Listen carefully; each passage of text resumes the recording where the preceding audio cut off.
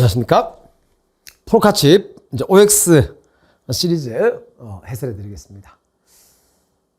1번 질문은요. 법 시행 이후 이행기가 도래하는 퇴직연금에 대하여 소득과 연계하여 일부 지급 정지.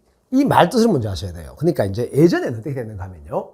이 사람이 퇴직을 하고 연금을 받죠. 그러다가 새로운 직장을 가지면 월급이 나올 거 아니에요. 옛날에는 월급 받든 말든 연금을 100% 다 줬어요. 그냥 100만 원 합시다. 100만 원. 다 주는데 연금이 자꾸 부족해지잖아요. 그래서 어떻게 한다? 법을 개정했어요. 그래서 다음 달부터 어떻게 돼? 연금을 2분의 1 지급정지합니다. 자, 저번에 100만 원 줬는데 이번 달부터 연금이 50만 원밖에 안 나온 거예요. 요게 일단 진정소급이냐 부진정소급이냐의 문제가 있어요. 뭐죠? 부진정소급입니다. 왜냐하면 진행 중이잖아요.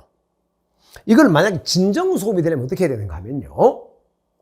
법 개정 전에 너 100만 원씩 받았는데 그때 월급 받았으니까 요 중복되는 거 돌려내 라고 하면은 진정소급이에요. 근데 그러지는 않잖아요. 저번 달까지 받은 건 어쩔 수가 없고 지금부터 받는 것만 절반을 주는 거니까 진행 중이죠. 따라서 이거는 부진정소급이에요. 그래서 요게 이제 진정소급이다. 요게 틀린 거죠. 요게 틀린 겁니다. 부진정소급입니다. 꽤 많이 나오죠. 그리고 이제 합헌이라는 결과는 당연히 알아두셔야 되고,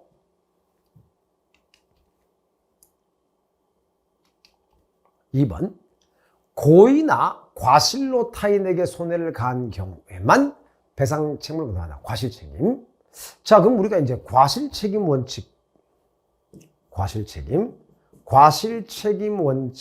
반대는 무과실책임 원칙이 되겠는데, 이 과실책임 원칙은 근대법의 대원칙입니다. 요거 이론적 배경이 뭐냐? 그럼 무과실책임 이론적 배경은 뭐냐? 과실책임의 이론적 배경은 자유시장 경제. 한마디로 맞습니다. 온데 자유주의는 다른 말로 자유주의라고 해도 돼요. 그럼 여기서 끝날 게 아니고 무과실 책임은 물론 예외적으로 인정이 되긴 합니다만 무과실 책임의 이론적 근거는 뭘까요? 그건 사회국가 원리예요. 자, 자유주의와 사회국가의 원리가 어떻게 다르죠? 자유주의는 국가가 개입하지 않고 모든 걸 개인에게 맡겨두잖아요. 야, 네가 알아서 살아. 네가 알아서 사는데 그러면은 내가 알아서 살다가 만약에 내가 잘못이 없음에도 책임을 져야 된다면 겁나서 살 수 있겠어요? 못 살죠. 그러니까 내가 뭔가 고의과실, 잘못했을 때만 책임진다는 것은 내 자유를 최대한 보장해 주는 거죠. 자, 그런데 이 과실책임이 대원칙입니다만 현대사회에서는 뭐 자동차 사고라든가 아니면 제조물 책임법이라든가 내 과실과 관계없이 과실이 없어도 피해자가 있을 때 과실이 없으니까 책임지지 마라 그러면은 피해당한 사람은 억울해도 참아야 되는 문제가 생기는 거죠. 자, 그러면 사회국가라는 게 뭐죠? 사회국가는 이제 자유주의는 국가가 개입을 안 하는 거고 사회국가는 국가가 개입을 하는 거잖아요. 어떻게 하는 거야? 야, 잘못이 없지만 최소한은 그래도 물어줘야지. 물론 이제 이런 거를 뭐 개인이 직접 물어주는 게 아니고 보험으로 처리를 하긴 합니다. 여하튼 사회국가라는 게 국가가 개인 생활에 개입해서 최소한 먹고 살도록 하는 거를 해주는 거니까 이 무과실 책임의 이론적 근거는 사회국가가 되는 거예요. 사회국가가. 차이 느끼십니까? 자, 방금 얘기했던 그대로고요. 그 다음에 3번. 우선 수신이란 단어를 좀 아셔야 돼요. 수신. 수신이 뭘까요? 우리가 은행에서 여신, 수신. 여신은 글자가 들으면 신용을 준다는 뜻이에요. 근데 대출을 여신이라고 해요. 대출. 수신은 뭔가 하면은 이제 가끔 지나보다 보면 이런 거 본 적 없어요. 뭐 새마을금고에 뭐 수신고 뭐 1천억 돌파, 뭐 수신고 1조 돌파 이런 거 무슨 말이야? 사람들이 예금을 맡긴 게, 그럼 이제 예금뿐만 아니고 이제 뭐 예금이든 기타 등등 은행에 돈을 맡기는 걸 수신이라고 그래요. 맡기는 거. 그 예금이라고 합시다, 그냥. 예금보다 더 넓은 개념이죠. 자, 그러면 수신은 누가 해야 돼요? 요거는 금융기관만 할 수 있죠. 우리 이런 거 있잖아, 왜. 요즘은 뭐 은행에 돈 맡겼다가도 이제 은행 예금은 돈을 떼이는 경우는 없습니다만 그게 아니고 각종 이상한 파생 상품 많잖아요. 얼마 전에 뭐 홍콩 ELS라든가 뭐 저거 많아요. 그 얘네들이 잘못하면 사고 나서 원금 날아가고 하는 거 굉장히 많이 봤을 거예요, 여러분들이. 자, 그렇다면 금융기관도 고객 돈을 받아갖고 투자 잘못하면 망하는데 일반적으로 야, 너 나한테 돈 맡기면 내가 얼마 해줄게. 이게 되겠어요? 그럼 그 100% 실패하게 되었단 말이야. 자, 그러면 수신은 금융기관만 합니다. 뭐 은행이든 보험이든. 근데 유사 수신이란 건 뭐예요? 이게 금융 피라미드를 말하는 거예요. 금융 피라미드. 그러면 이제 다단계죠, 다단계. 그래서 야, 밑에서 얼마 가져오면 위에 또 얼마 이게 해갖고 나중에 얼마 해줄게 그래 놓고 나중에 뻥 터지고 도망가는 거잖아요. 자, 그러면 결과적으로 유사 수신행위는 죄형법적 유리되지 않는다. 이게 결론이에요. 합헌이거든. 근데 가운데 말은 모르셔도 되는데 말이 어려워. 말이 해볼까요?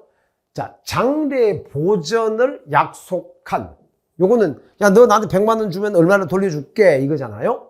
그 거래 상대방의 손실액이 거래 상대로 받은 액수. 예를 들어 받은 거는 100만 원이고 돌려주는 거는 뭐 150만이다. 그거를 충분히 알 수 있잖아요. 초과하는지 아닌지를 알 수가 있어요. 알 수 있으니까 명확성 원칙 위배는 아닌 거죠. 근데 이 판례가 전체적으로 어려우면 이 가운데 말은 모르셔도 상관이 없어요. 그냥 유사 수신 행위는 죄형법정주의, 명확성 원칙 위배되지 않고 또 하나 더 있죠. 유사 수신 행위를 형사처벌합니다. 처벌해야 되겠죠. 안 하면 안 되겠죠. 이것도 합헌이다. 이렇게 하시면 됩니다. 그냥.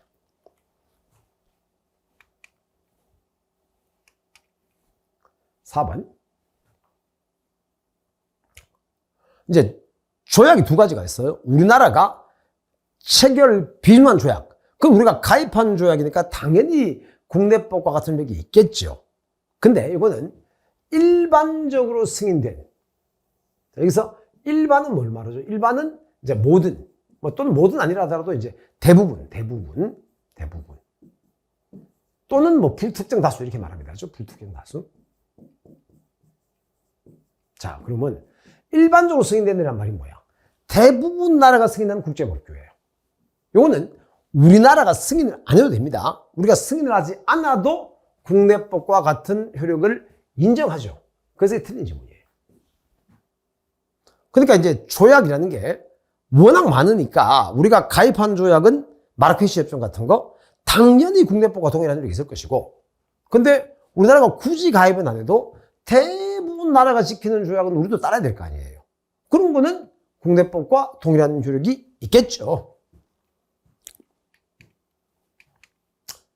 자, 5번은 이제 조약 중에서 이제 국내법적 효력이 있는가 없는가 이제 이런 문제를 물을 때가 있는데, ILO 조약, 요게 내용이 뭔가 하면은 강제노동 금지예요. 우리나라는 지금 무슨 뭐 경복궁 중건한다고 뭐 강제노동하고 이런 건 없지만, 근데 우리나라에 강제노동이 남아있잖아요. 뭐가 남아있죠? 징역형을 받으면 깜방에서 일을 해야 되잖아. 그럼 우리가 ILO 조약을 지킬 수 있어요, 없어요? 못 지켜요. 그래서 우리가 비준한 바도 없고, 인정한 적도 없고, 또 일반적으로 승인된 국제법규도 아니에요. 그러니까 위헌성 심사의 척도가 될 수 없는 건 당연히 맞고요. 당연히 맞고. 동시에 국내법적 효력도 인정되지 않아요. 국내법적 효력도 인정할 수가 없는 것이. 그럼 여기서 약간 추가적으로 얘기한다면은, 이제 국내법적 효력이 인정이 안 되는 게 이제 교원 지위에 관한 권고니까 효력이 없죠. ILO 조약. 그 다음에 뭐 세계 인권 선언. 이 각종 선언들은 국내법적 효력이 없습니다. 근데 국내법적 효력이 인정된 거는 어떤 거 있어요? 마라케시 협정 또는 IMF 협정 이런 건 우리가 다 가입한 조약이니까 국내법적 효력이 있겠죠. 그렇게 보시면 되겠습니다. 그래서 오늘 포커치는 정도로 하도록 마치겠습니다. 수고했습니다.